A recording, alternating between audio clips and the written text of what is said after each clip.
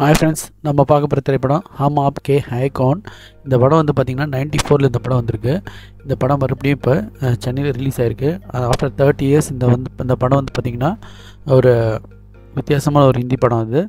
இந்த படம் வந்து பார்த்திங்கன்னா முக்கியமான ரீசன் என்னென்னா, இந்த படம் நல்லாவோட காரணம் நாங்கள் நினச்சது என்னென்னு பார்த்திங்கன்னா, இந்த படத்தில் வில்லனே கிடையாது.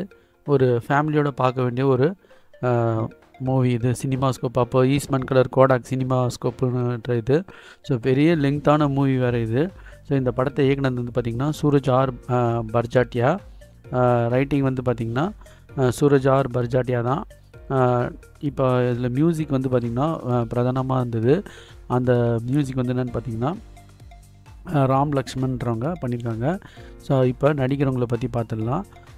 மாதுரி டிக்ஷித் நிஷான்ற கேரக்டரு, சல்மான் கான் வந்து பிரேம்நாத்ன்ற கேரக்டரு, அவங்க அண்ணன் மோஹிஷ் பெயில் வந்து ராஜேஷ் நாத்ன்ற கேரக்டரு, ரேணுகா சஹானே வந்து பூஜா சௌத்ரி அவங்க அண்ணியான கேரக்டரு. இந்த 4 கேரக்டர் ரொம்ப முக்கியமான கேரக்டரு.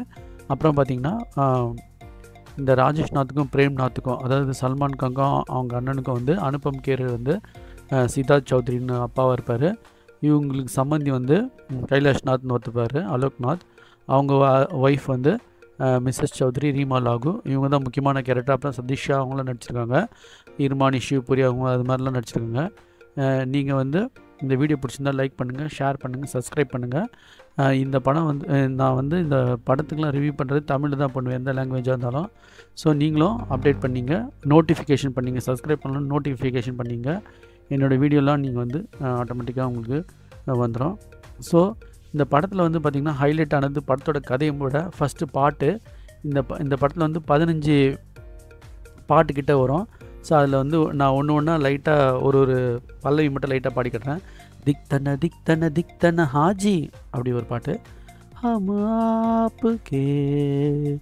ஆப்கே ஹை கௌன், दीदी तेरा देवर दीवाना, पहला पहला प्यार है,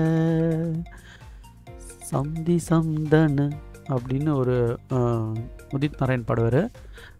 மோசம் கா ஜாது ஹை மித்வா, திக்தன எஸ்பி பாலசுப்ரமணியன் மட்டும் தனியாக பாடுற மாதிரி ஒரு இது வரும். வாஹ வாஹ ராம்ஜி.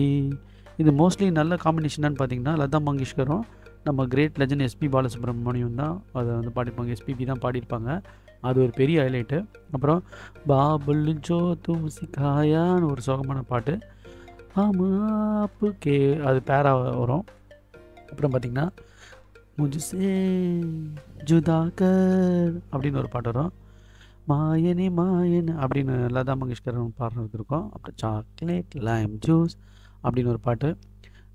ஜூத்தே தோ பைசே லோ, பைசே தோ ஜூத்தே லோ அப்படின்னு ஒரு பாட்டு.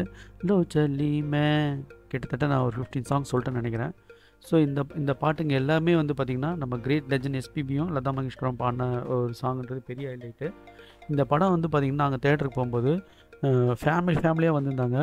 அப்புறம் இந்த பேப்பர்லாம் வந்து பார்த்தவர்கள் மீண்டும் மீண்டும் பார்க்க தோணும் அப்படின்ற மாதிரி நாங்களே வந்து பார்த்திங்கன்னா ஒரு 3 வாட்டி பார்த்தோம் ஹிந்திலேயே. அப்புறம் தமிழில் டப் பண்ணாங்க. ஆனால் நான் வந்து தமிழில் பார்க்கல, வெறும் ஹிந்திலே தான் பார்த்தேன். இப்போ வந்து பார்த்திங்கன்னா மறுபடியும் நம்ம சென்னையில் ஒரு தேட்டரில் இந்த படத்தை வந்து ஒரு ஈவினிங் ஷோ போய் பார்த்தோம்.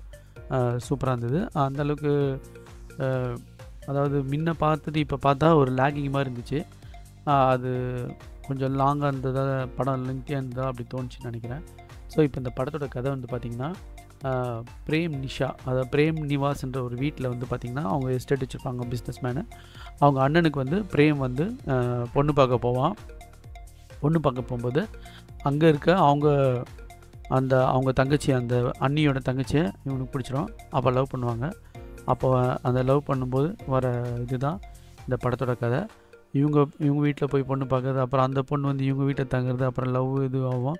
அப்புறம் இந்த அண்ணி வந்து ஒரு ஆக்சிடெண்ட்டில் படிக்கட்டில் வந்து செத்துருவாங்க. அப்போ வந்து இவங்க காதல் வந்து கை கூடாமல் போயிடும். அது கூடிச்சா இல்லையன்றது தான் இந்த படத்தோட கதை.